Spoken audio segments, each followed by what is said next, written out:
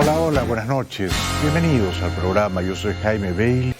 Estoy muy contento hoy porque por fin la justicia de Cabo Verde aprobó la extradición definitiva del gran pillarajo de Barranquilla, del gran ladrón colombiano Alex Saab, que fue detenido en junio del año pasado en Cabo Verde y que ahora está aquí en Miami, vistiendo el mameluco naranja que le correspondía y comenzando a cantar, porque como ustedes saben, Saab ha sido durante años testaferro del dictador venezolano Maduro y ha amasado una fortuna de 300, 400 millones de dólares robando en complicidad con Maduro y robando ambos, por supuesto, al ya bastante saqueado Estado venezolano.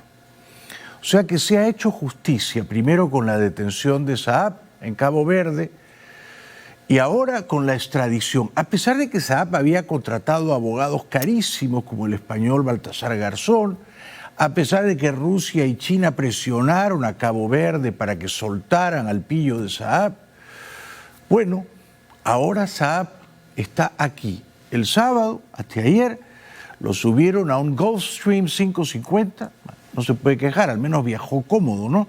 De Cabo Verde aquí a la Florida, y hoy tuvo ya una primera audiencia con el juez en Miami. Por supuesto, no saldrá libre en mucho tiempo.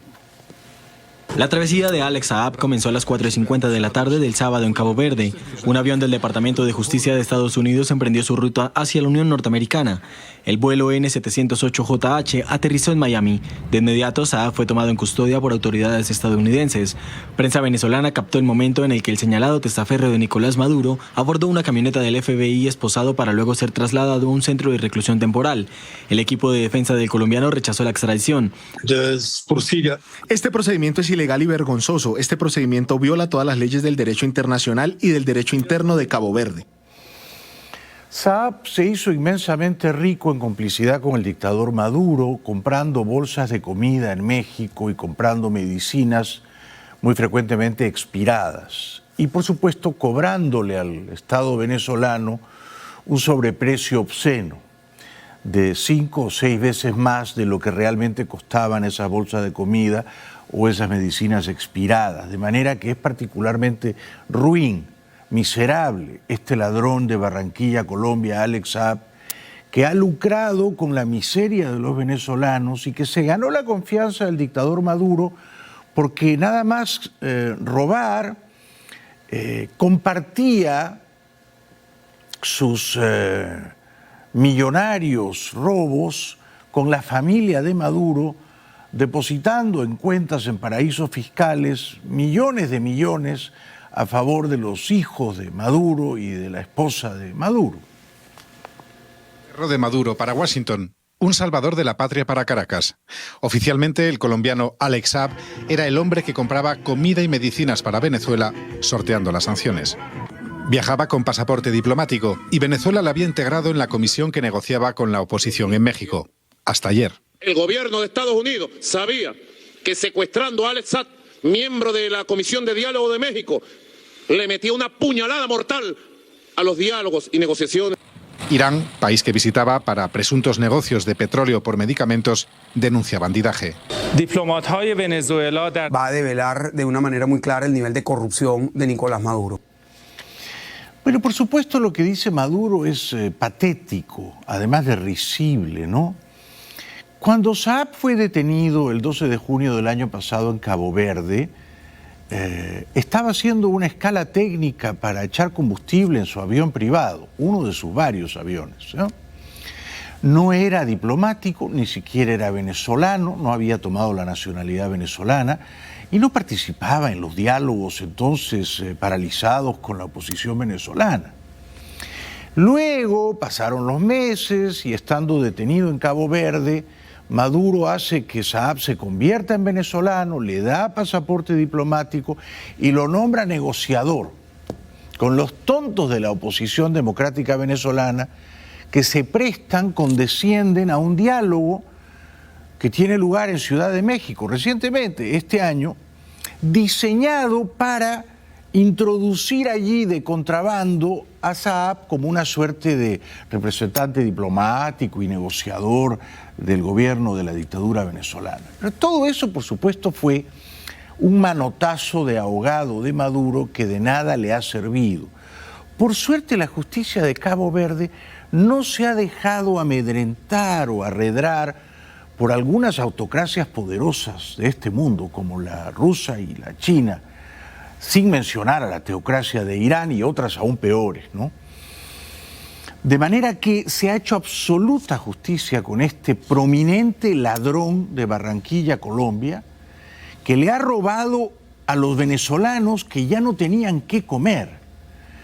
Esas bolsas de comida que él compraba en México costaban no más de $8. Y él al gobierno de Venezuela le cobraba $35 o $40 por cada bolsita. Y ese sobreprecio obsceno es el que dio pábulo a la fortuna truculenta, sórdida de Saab. Una fortuna que, ya dije, él compartía, por supuesto, graciosamente con la familia Maduro. Para la oposición, Estados Unidos tiene en su poder al hombre que se ha lucrado de la miseria venezolana y que ahora puede desvelar cómo funciona la economía de supervivencia de la revolución bolivariana. Pero desde Caracas, y rodeada de simpatizantes chavistas, la esposa de Saab leía un comunicado del empresario. Deseo dejar claro que no tengo nada que colaborar con Estados Unidos. Por Colombia, Alex Saab. Alex Saab es un conocedor privilegiado de los secretos de Caracas desde hace una década. Su primer gran contrato lo firmó ante presidentes, miles de viviendas baratas para la boyante Venezuela de Hugo Chávez. Chávez ya se estaba muriendo, estaba agonizando, cuando Saab entró en la foto. Primero para construir casas que no se construyeron, después para comprar comida y medicinas, cuando ya casi no había dólares que saquear en Venezuela. O sea que Saab llegó allí a raspar la olla, como se dice, ¿no? A robarse lo último que quedaba y a compartirlo con la familia de Maduro. Su esposa es una guapa exmodelo italiana, Camila Fabri. Se conocieron en Milán, ella era una vendedora de una tienda de ropa, había tenido apariciones esporádicas en la televisión, es joven, tiene 25 años, y Saab la hizo millonaria, naturalmente, ¿no? Le compró en Roma, en la Vía Condotti, en el edificio de Bulgari, un apartamento suntuoso de 5 millones de euros. Es comprensible que la señora Fabri esté ahora derramando lágrimas consternadas. Llega entonces el ladrón barranquillero aquí a Miami. Aquí va a cantar, por supuesto, cuestión de tiempo, ¿no? Él ha dicho que no va a cantar, pero yo creo que al final sí va a cantar. Y llega custodiado y esposado. Custodiado y esposado. Así pisó suelo estadounidense el presunto testaferro del presidente de Venezuela. Alex Saab fue extraditado de Cabo Verde, donde tenía más de un año. Was kidnapped today by United States. Tanto el abogado de Saab y el gobierno venezolano calificaron su extradición como un secuestro. Desde Caracas comenzaron las represalias, además de suspender el diálogo con la oposición, que debió reiniciar este domingo. Trasladaron a una cárcel a los 6 funcionarios estadounidenses de la petrolera Citgo, condenados por presunta corrupción. El grupo estaba en arresto domiciliario. Él nos llamó alrededor de las 9 de la noche, hora local, aquí en Lake Charles, y me confirmó que se encuentra nuevamente detenido. En represalia por la extradición de Saab, temeroso de todo lo que pudiera revelar Saab, el dictador Maduro mete de nuevo en prisión a 6 ex ejecutivos de la filial Citgo, que tenía un número importante de gasolineras aquí en Estados Unidos, filial de la petrolera PDVSA. De esos 6, 5 poseen nacionalidad de Estados Unidos. ¿Qué hacían esos 6 trabajando en Citgo de Maduro? Bueno, hubiera sido juicioso que no lo hicieran, ¿no? Solitos se han metido ahora en este jardín de espinas, ¿no? Y seguramente Maduro no los va a soltar mientras Saab esté aquí encarcelado, ¿no? Por supuesto, es una demostración más de que en Venezuela no hay justicia, ¿no? Se enfría el diálogo, pero ese diálogo era una farsa, era una pantomima. que había montado la dictadura venezolana con la oposición, que se deja montar, dicho sea de paso, en Ciudad de México. Termina porque, muy indignado, el representante de la dictadura, el gallinazo sin plumas de Jorge Rodríguez, suspende indefinidamente el diálogo, agraviado él porque le han detenido al ladrón barranquillero de Alex Saab. Denise Badel, esposa de Tomeo Badel, uno de los empresarios, describe como una pesadilla la tormenta política en la que se encuentra su marido y los otros ejecutivos. No podemos estar jugando con vidas humanas. Hay que respetarlos. Son vidas humanas y no solo son ellos, son todas las familias que estamos sufriendo por ellos. Hay que tener corazón. El senador Rick Scott aplaudió la extradición, declarando que no se detendrán hasta que haya libertad en Venezuela. Por su parte, el senador Marco Rubio dijo que nadie del régimen debe descartar que algún día se enfrente a la justicia por sus crímenes. Yo no quiero ser aquí, digamos, impertinente, ¿no?, con los familiares de estos 6 ejecutivos de Citgo que ahora están presos y, por supuesto, pido su liberación, ¿no? Pero si tú entras a trabajar en la empresa estatal de una dictadura cruel como la venezolana, te estás exponiendo a que te ocurren estas cosas, ¿no? Te van a pagar un buen salario, vas a vivir en Estados Unidos, pero eres ejecutivo de la empresa estatal de una dictadura corrupta, que se lo ha robado todo. Entonces después, si las cosas terminan mal, no puedes decir tuve mala suerte, no, tomaste una mala decisión. Ahora sí se suspende el diálogo en Ciudad de México. 13 de agosto de 2021. Todas las miradas se centraban en este nuevo intento de encontrar una salida a la crisis en Venezuela tras 5 años de fracasos en negociaciones anteriores. Pero ahora, tan solo 2 meses después, y con un impasse ya en septiembre, las relaciones entre el gobierno y la oposición vuelven a enfriarse. Nuestra delegación anuncia que suspende su participación en la mesa de negociación y diálogo, como expresión profunda de nuestra protesta frente a la brutal agresión contra la persona y la investidura de nuestro delegado Alex Saab Morán. Es un chiste, ¿no? Este amanuense patético de la dictadura, Jorge Rodríguez, ¿no? Brutal agresión, ninguna brutal agresión. Fue detenido en justicia, puesto que la policía del mundo lo buscaba, y lo buscaba por ladrón. Y es un gran conspicuo ladrón, Alex Saab. Pero además no le ha robado, qué sé yo, a un banco, que duele menos, ¿no? Le ha robado a un país donde ya no había nada más que robar. Ha robado en los últimos años, cuando ya quedaban pocos dólares. Se ha arrastrado como una serpiente este Saab para robarse 300, 400 millones de dólares, sacándoles comida de la boca a los venezolanos famélicos desnutridos. Esto es lo que ha hecho Saab. Merece cadena perpetua en lo que a mí respecta. Y está muy bien que lo hayan extraditado. Y es una necedad que vengan a este canal mamertos, papanatas, a decir que no hay pruebas contra Saab y que lo van a liberar.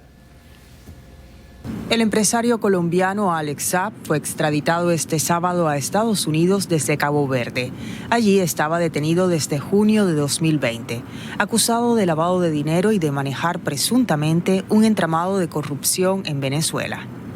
Según revelaron las investigaciones del periodista venezolano Roberto Denis, el gobierno de Venezuela le habría entregado a Saab contratos de cientos de millones de dólares para ventas de alimentos, obras públicas y viviendas, mientras el país atravesaba una de las peores crisis de su historia. Según las investigaciones, Saab habría iniciado sus actividades con el Palacio de Miraflores en 2011, pero había negado sus vínculos con Nicolás Maduro. Los excelentes periodistas venezolanos de Armando.info, muchos de los cuales ahora están, por supuesto, en el exilio, les mando un abrazo, han demostrado el latrocinio perpetrado por Saab, los sobreprecios pagados por las bolsas de comida, por las medicinas a menudo expiradas. Se han encontrado las cuentas en Andorra, a nombre de los hijos de Maduro y de Cilia, por 100 millones de euros a cada uno para comenzar. Entonces, decir que no hay pruebas contra Saab es un chiste de mal gusto. Si no hubiera pruebas contra Saab, Cabo Verde lo habría liberado. Saab tenía al superestrella abogado español, Baltasar Garzón, que creo que le ha cobrado 6 millones de euros. Lo habrían liberado si no habría pruebas contra él. Por otra parte, la justicia de Estados Unidos no anda por el mundo persiguiendo a empresarios inocentes, ¿verdad? Eso no ocurre. O sea, si la justicia de Estados Unidos te persigue y mueve sus músculos para que te detengan en algún país donde todavía hay justicia, es porque hay suficientes evidencias de que has hecho trastadas, ¿no? De manera que Saab se va a quedar preso el resto de su vida. Yo no tengo ninguna duda al respecto, ninguna. Lo que es debatible es si Saab va a traicionar o no va a traicionar a Maduro. Yo creo que sí lo va a traicionar. Yo creo que Saab al final va a contar todo lo que sabe. Y por eso Maduro grita, destemplado, histérico, tiene miedo de que lo han secuestrado a Saab. Nadie lo ha secuestrado. Lo detuvo las autoridades de Cabo Verde. Lo juzgaron los tribunales de Cabo Verde, con un montón de apelaciones en el camino. Así que no se puede hablar aquí de secuestro. Nicolás Maduro intentó impedir su extradición y exigió su presencia en la mesa de diálogo en México. Caracas tildó la extradición como un secuestro de Estados Unidos en complicidad con las autoridades de Cabo Verde. El líder opositor, Juan Guaidó, tachó de irresponsable la suspensión del diálogo por parte del gobierno. Levantamiento de sanciones internacionales, celebración de elecciones con garantías y ayuda humanitaria. Los tres objetivos centrales de las negociaciones ahora quedan en la incertidumbre. Y es que mientras el gobierno y la oposición logran ponerse de acuerdo, los venezolanos continúan afrontando las consecuencias de una crisis política, social y económica que ha dejado cerca de 5,5 millones de desplazados. Maduro entonces a los gritos dice que le han secuestrado a su diplomático venezolano. Una injusticia innoble. Así calificó el domingo el presidente de Venezuela, Nicolás Maduro, a la extradición a Estados Unidos del empresario Alex Saab, señalado de ser su testaferro y acusado de lavado de dinero en ese país. El mandatario dijo que su gobierno se está moviendo en la ONU por lo que considera un secuestro. Pasaron por encima de todo. Llegó un avión, se bajaron unos matones, unos sicarios, lo buscaron y lo sacaron a golpes desde el lugar donde estaba como casa por cárcel y se lo llevaron sin avisarle a los abogados, a la familia ni a nadie. Un secuestro en toda la línea del gobierno de Estados Unidos para un diplomático internacional. Está asustado Maduro. En Caracas, y después de haber pasado por La Habana, la esposa de Saab, la exmodelo italiana Camila Fabri, lee una carta, muy conmovedora, por supuesto, ¿no?, de Saab. Él dice que es inocente, que no ha cometido ningún delito, que no se va a suicidar y que si lo suicidan, él no quiso suicidarse. Yo creo que la justicia y la policía de Estados Unidos no tienen ningún interés en suicidar a Saab, ¿no es cierto? El interés es que cante. Ahora, el que puede tener interés en suicidarlo es Maduro, ¿ah? Unas 300 personas, incluidos algunos ministros chavistas, arropaban en Caracas a Camila Fabri, esposa del empresario colombiano, que ha leído entre lágrimas una carta en la que él defiende su inocencia. Deseo dejar claro que no tengo nada que colaborar con Estados Unidos, que no he cometido ningún delito ni en Estados Unidos ni en ningún país. Responsabilizo totalmente al gobierno de Estados Unidos y a la oposición extremista del gobierno de Narnia por mi integridad, por mi vida en la prisión a la que me llevan. Enfrentaré el juicio con total dignidad. Declaro que estoy en pleno uso de mi razón, que no soy suicida, por si acaso me asesinan y dicen que me suicidé. Si lo matan van a ser los sicarios de Maduro, señora Fabri. Aquí en Estados Unidos la policía y la justicia no tienen ningún interés en acallar a un testigo clave como Saab, ¿no? Desde Bogotá, el presidente colombiano Duque se alegró, por supuesto, con la extradición de este gran ladrón de origen barranquillero y dijo lo que acabo yo de mencionar, que hay pruebas muy importantes contra él, que Colombia ha reunido, ha facilitado las pruebas y que ha lavado activos por centenares de millones de dólares, este bandido de Saab.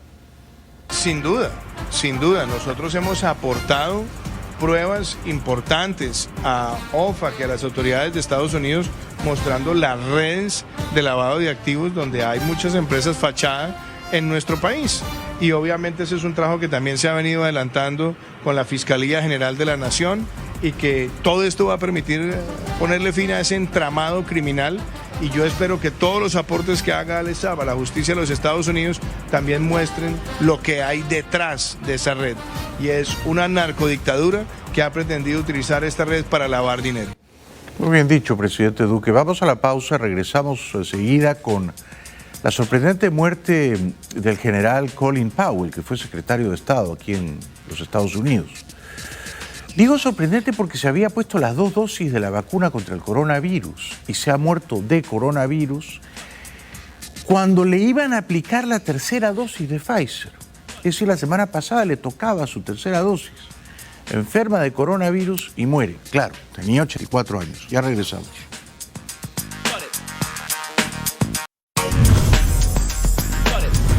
Bueno, a pesar de que estaba completamente vacunado contra el coronavirus y de que le iban a aplicar incluso la tercera dosis de Pfizer, ha muerto con 84 años el general Colin Powell, que a principios de este milenio fue secretario de Estado del presidente Bush hijo. Ha muerto aparentemente porque tenía un par de enfermedades, mieloma múltiple, que es una suerte de cáncer en las células plasmáticas que rebaja el sistema, debilita el sistema inmunológico, y tenía también Parkinson, de manera que, claro, su salud estaba debilitada, enferma de coronavirus y no pudo prevalecer. A pesar de estar completamente vacunado contra el COVID-19, Colin Powell murió por complicaciones provocadas por el virus. Durante 4 décadas, Powell se destacó en diferentes cargos públicos. El veterano de la guerra de Vietnam se desempeñó como asesor de seguridad nacional bajo la presidencia de Ronald Reagan. Incisivo y pragmático, ascendió al rango de general de 4 estrellas y en 1989 se convirtió en el primer presidente afroamericano del Estado Mayor Conjunto. Fue el arquitecto de la invasión a Panamá y la Guerra del Golfo para derrocar al ejército iraquí y expulsarlo de Kuwait en 1991. En 1996, Colin Powell estuvo a punto de ser candidato presidencial republicano. Clinton iba a la reelección y Powell habría sido un formidable candidato, pero por consejo de su esposa Alma, al final decidió no participar de la contienda republicana.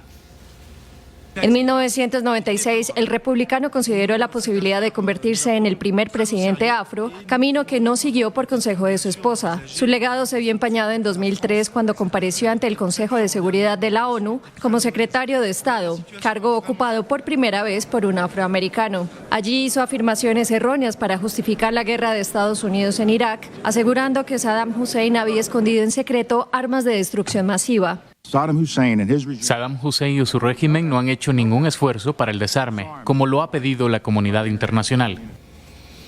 Dice este reportaje que la invasión a Irak manchó su carrera. Bueno, puede ser. Pero después fue bastante valeroso, bastante corajudo, ¿no? Él había servido a 3 presidentes republicanos. A Reagan, a Bush papá y a Bush hijo. Se presumía que era republicano. Pudo ser el candidato presidencial republicano en lugar de Bob Dole en 1996. Pero luego, e hizo bien, apoyó a Obama y apoyó a Hillary Clinton, no a Trump, y apoyó a Biden, no a Trump. Powell admitió que su intervención tenía información inexacta, lo que manchó su carrera para siempre. En 2008 rompió relaciones con los republicanos para respaldar al demócrata Barack Obama, quien se convirtió en el primer presidente afroamericano. En 2016 votó por Hillary Clinton y en 2020 apoyó públicamente a Joe Biden. Nacido en 1937 en el seno de una familia de origen jamaiquino, Colin Powell fue conocido en el sector público por su facilidad para la resolución de problemas. Se le reprochó mucho, pero claro, a toro pasado, ¿no? O sea, con el periódico de lunes, que hubiera apoyado la invasión de Estados Unidos en Irak. Powell creía en ese momento genuinamente que el dictador de Irak, Hussein, estaba escondiendo armas de destrucción masiva. Luego se demostró que no era el caso. Y él tuvo la honestidad intelectual de reconocer que se había equivocado, ¿no? Y de decir, bueno, sí, yo pensé que, pero no habían esas armas de destrucción masiva, así que reconoció que fue un error. Born in 1937, Powell was the son of Jamaican immigrants and grew up in New York City. He served 2 tours during the Vietnam War. He then served as military assistant to high-level government officials and a stint as national security advisor to President Ronald Reagan. I've chosen a seasoned professional and Frank's right-hand man here at the White House, Lieutenant General Colin Powell. He also became a 4-star general.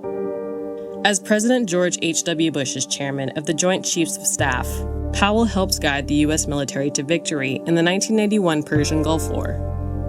As the Pentagon's top officer, he began the reshaping of American forces after the end of the Cold War. His famous prescription for the use of force, dubbed the Powell Doctrine, called for applying military might only with overwhelming and decisive troop strength, a clear objective and popular support. Y entonces, como les venía diciendo, él aprobó la invasión a Irak el año 2003, pero luego se arrepintió. Of State under President George W. Bush, he had deep misgivings about the timing of the 2003 invasion of Iraq. But a key moment came at the United Nations when Powell asserted that Iraq possessed weapons of mass destruction. Saddam Hussein is determined to keep his weapons of mass destruction. He's determined to make more. The United States will not and cannot run that risk to the American people. Leaving Saddam Hussein in possession of weapons of mass destruction for a few more months or years is not an option. Not in a post-September 11th world. He later said he regretted giving the speech. But a lot of people counted on you. I know. You changed the ball. I turned the dial. There's no question about it. And that's what the president wanted me to do and what I was supposed to do. You regret it? I regret it now because the information was wrong. Era por lo visto un hombre decente que reconocía en público sus errores, ¿no? Y era también, me parece, bien intencionado, altruista, porque nunca apoyó a Trump y no vaciló en apoyar a Biden. Although Powell served 3 Republican presidents, he endorsed President Obama in 2008. He also became more outspoken during President Trump's term in office. We have a constitution, and we have to follow that constitution, and the president's drifted away from it. During the 2020 election, he endorsed Democratic candidate Joe Biden. The values I learned growing up in the South Bronx and serving in uniform were the same values that Joe Biden's parents instilled in him in Scranton, Pennsylvania. I support Joe Biden for the presidency of the United States because those values still define him. En su famosa comparecencia ante Naciones Unidas, pidiendo que el Consejo de Seguridad aprobara la invasión de Estados Unidos a Irak, cosa que no ocurrió. 2 países de América Latina, entonces Chile y México, se opusieron. Powell afirmó algo que yo creo que era incontestable, y es que el dictador iraquí practicaba el terrorismo de Estado, y lo practicaba con particular sevicia contra sus opositores internos, incluyendo a la población kurda, a la que no dudó en gasear. Indeed, the facts and Iraq's behavior show that Saddam Hussein and his regime are concealing their efforts to produce more weapons of mass destruction. None of this should come as a surprise to any of us. Terrorism has been a tool used by Saddam for decades. Saddam was a supporter of terrorism long before these terrorist networks had a name. And this support continues. The nexus of poisons and terror is new. The nexus of Iraq and terror is old. The combination is lethal. Pero fue un error no entrar en Irak, fue un error. Fue grandioso ver la caída de Saddam Hussein, que lo encontraran escondido en un silo, en un desagüe, que lo ahorcasen, que sus 2 hijos, que eran violadores seriales, que perseguían a jovencitas de 14, 15 años a la salida de los colegios en Bagdad y que las violaban, fueran también ajusticiados por las tropas de Estados Unidos. A mí me parece que se hizo justicia, ¿no? Ahora, no era cierto que poseía armas de destrucción masiva, ¿no? Pero derribar a esa dictadura inmunda, a mí me parece que fue un acto de valor, ¿no? Se justificaba entrar en Irak y perder las millares de vidas que Estados Unidos perdió, esto ya es debatible, ¿no?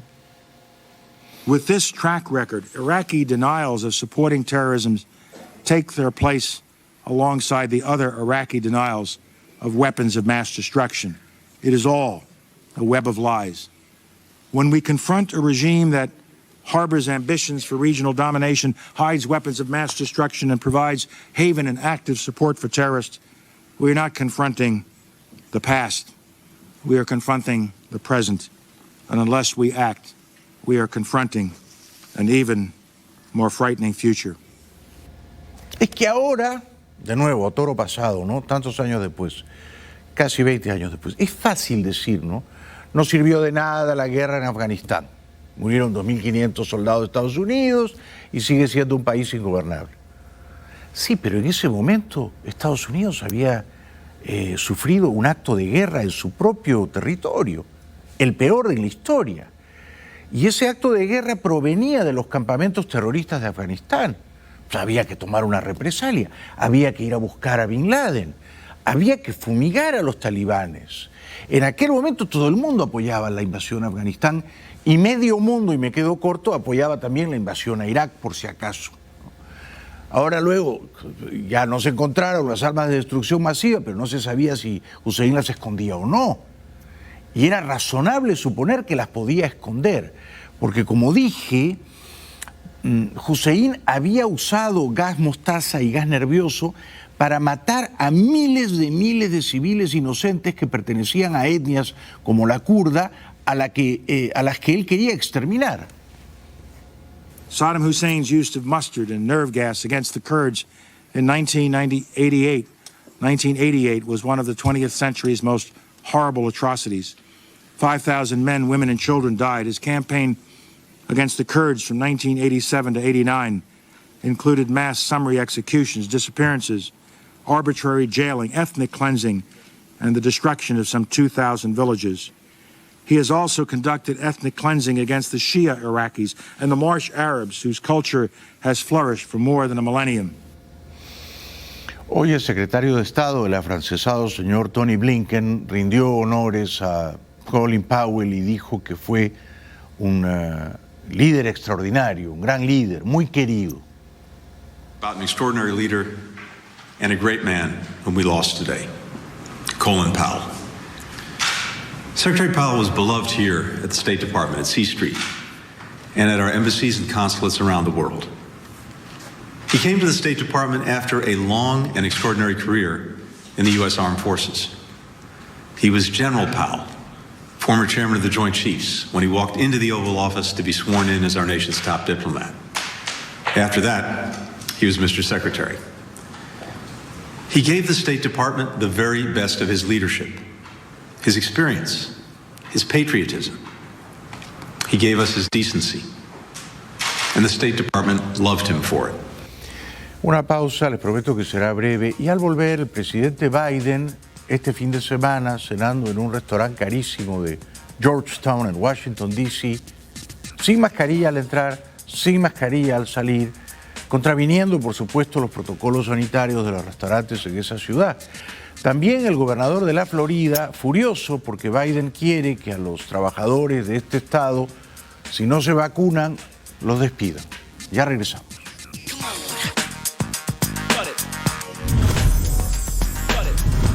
Este fin de semana, el otoñal presidente Biden fue a cenar con su esposa Jill a un restaurante de mariscos y pescados en Georgetown, carísimo por supuesto, pero no se puso la mascarilla y es un escándalo.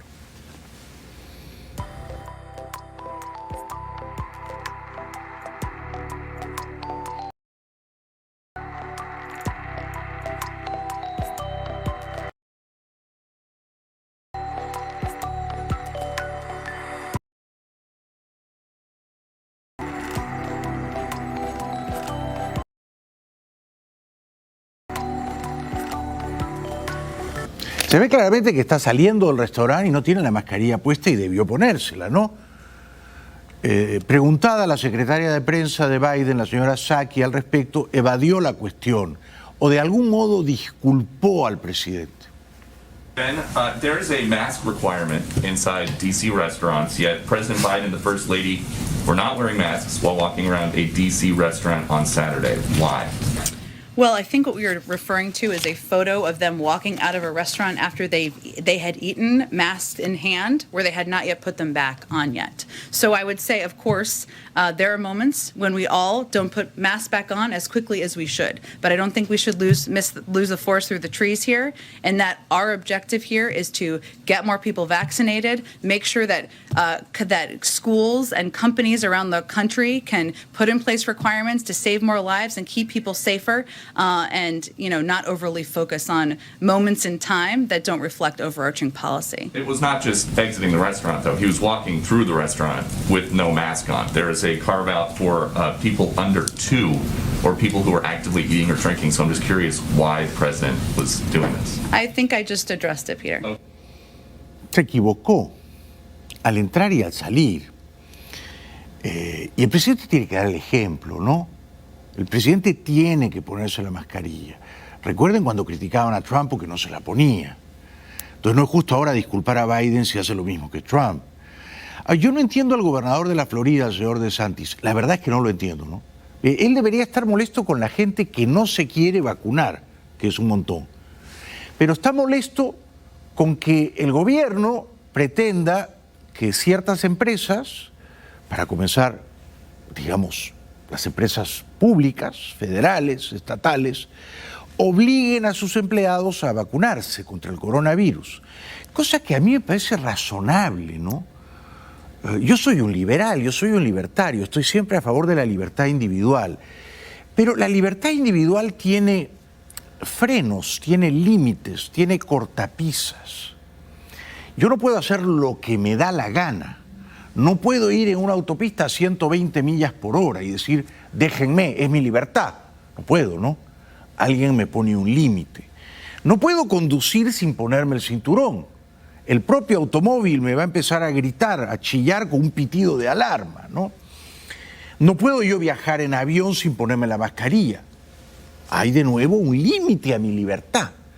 Y en este caso me parece que es razonable que los dueños de las empresas pidan a sus empleados vacunarse. Si yo tuviera una empresa y uno de mis empleados no quiere vacunarse, primero le preguntaría por qué, ¿no? Y si me da malas razones, pensaría, la verdad es que este empleado no es demasiado inteligente y pensaría si me conviene seguir dándole trabajo. Esto es lo que está ocurriendo. No entiendo por qué DeSantis toma partido por los empleados díscolos que torpemente no se quieren vacunar. I think that the mandate is going to lose in court. I also think that we have a responsibility at the state level to do whatever we need to do legislatively to be able to protect Floridians from mandates that could result in them losing their jobs. We have to protect the jobs of Floridians. We were helped out the folks in Gainesville. They were going to fire some of the police officers, some of the utility workers, some of these people who had been on the front lines of helping our communities for the last year and a half doing their job. Then all of a sudden, you're going to tell them that they lose their job unless they too take a shot, which again, most of these people have had COVID and they have the right to make those decisions for themselves. Está equivocado el gobernador y además está haciendo política con las vacunas, ¿eh? Está haciendo demagogia política, contrabando político, con un tema de salud pública. Está equivocado. En muchas instancias de nuestra vida cotidiana ahora se nos pide que estemos vacunados y si no lo estamos hay un castigo. Por ejemplo, si usted está en Europa y quiere volar de regreso a Estados Unidos, usted tiene que demostrar, primero, certificado de vacunación. Si no lo tiene, no lo van a dejar subir al avión. Y segundo, que se ha hecho una prueba y que está libre de coronavirus en los últimos 3 días.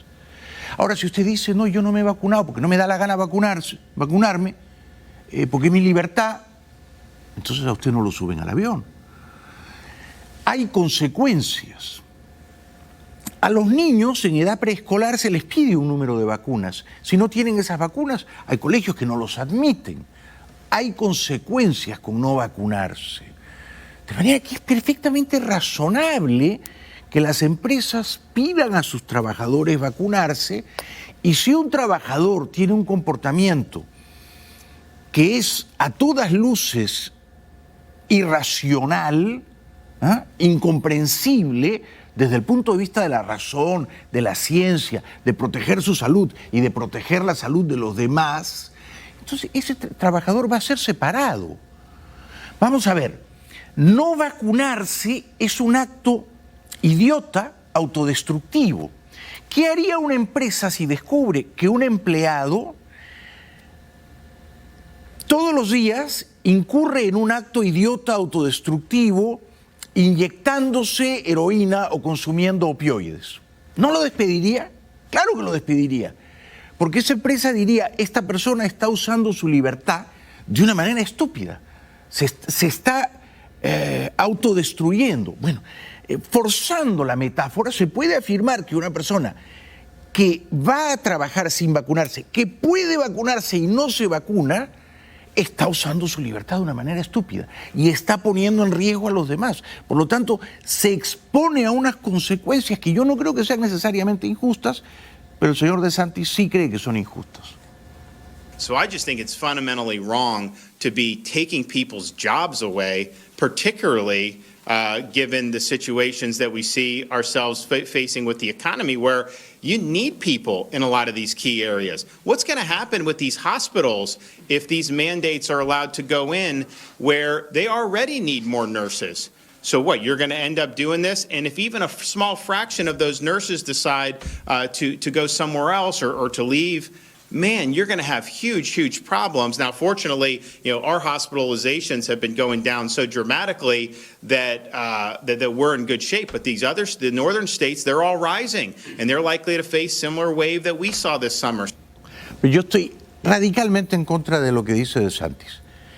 Si una enfermera no se quiere vacunar contra el coronavirus y trata con pacientes que tienen coronavirus, yo creo que esa enfermera está usando muy mal su libertad. Tan mal que se justifica que le digan, ¿sabe qué? Mejor no venga usted a trabajar hasta que se vacune. No, que es una injusticia, que es mi libertad, que yo no me quiero vacunar. Perfecto, no se vacune, pero no venga por acá. Este es un hospital, la necesitamos vacunada, ¿no? Y además se presume que el personal médico tiene cierto grado de instrucción que lo induce a comprender el beneficio de vacunarse. O sea, DeSantis está haciendo política con este tema. En lugar de decirle a la gente, por favor, vacúnense, está diciendo, no tienen derecho a exigirnos, a obligarnos a que la vacuna sea mandatoria. Con lo cual termina arengando a la gente a que no se vacune. Y eso es un error. So that's just the reality. It's not good policy. It's not good policy to destroy someone's livelihood, to take their job away. It's also not good policy to unilaterally impose a mandate that you don't have authority to impose. The OSHA does not have this authority. There's no statutory basis for it. This is a total reach that they're doing. It's also, of course, bad for the economy when you could potentially cause people to fall out of the workforce as a result of this. No, está equivocado. Y él pone los ejemplos del policía y de la enfermera, que son dos ejemplos emblemáticos, porque son personas que sirven a la comunidad, ¿correcto? Pero al servirla están en contacto permanente con ella, ¿de acuerdo? El policía y la enfermera tratan en la distancia corta con las personas. Entonces, un policía y una enfermera que no se quieren vacunar, pueden hacerlo, tienen la vacuna ahí y no se quieren vacunar. Se exponen a contagiarse naturalmente, ¿no? ¿O no? Si uno está doblemente o triplemente vacunado, es más improbable que uno se contagie. Ahora bien, se exponen a contagiarse. Y una vez infectados, se exponen a tener síntomas más o menos severos. Y en cualquier caso, exponen a las personas con las que tratan de la comunidad, el policía y la enfermera, a contagiarlas. Aun si ellas están vacunadas. Porque hemos visto con Colin Powell que el vacunado también se puede morir de coronavirus, si tiene problemas, condiciones de salud subyacentes. De manera que el punto aquí es que yo creo que un político serio, y DeSantis no me lo parece, debería decirle a la gente, a sus electores, por favor vacúnense, sobre todo si usted es policía o enfermera. Él hace lo contrario. Él dice, si eres policía, si eres enfermera, que no te obligan a vacunarte, no tienen derecho. Y no te vacunes, y si no te vacunas, nadie tiene derecho a despedirte.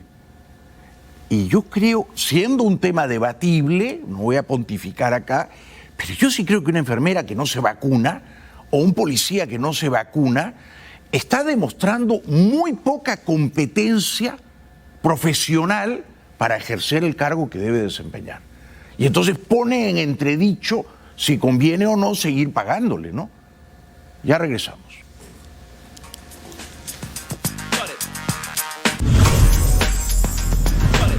Para que no queden dudas de que China es una dictadura en toda la línea, ahora la dictadura china quiere que las familias tengan como mínimo 3 hijos. Boxing lessons, then painting, and ping pong too. It's a juggling act for Lily Peng to keep her 2 kids busy. She had a second daughter when China relaxed its one-child policy 5 years ago. Now the government is urging parents to have 3 kids to counter an aging population. It's a good policy, but for myself, I'm 40 years old already. I don't have the energy. Would you have a third? No, no way, no way. 2 is enough. Claro, no way, no way. Y entonces, claro, el año pasado nacieron menos bebés que nunca en la China. China added just 12 million babies last year, the lowest since 1979 when the one-child policy took effect. Repressive rules and a desire for sons erasing millions of girls from the population. Now, with the workforce shrinking, they're trying to boost the birth rate. The Chinese state has already put forth a lot of policies. Is the state expecting a baby boom? The baby boom is not happening. No va a ocurrir, los chinos nosotros no quieren tener hijos. Ya regresamos. Esto fue todo por hoy. Quiero saludar con mucho cariño y con profunda gratitud a la gente que nos ve en Costa Rica y al canal que emite este programa, Canal 8 Multimedios, y a José Eduardo García Vargas, el jefe de ese canal, y a todo nuestro público costarricense que nos sigue noche a noche a las 11 en punto en Canal 8 Multimedios. Seguiremos conspirando mañana. Por hoy, muchísimas gracias, muy buenas noches.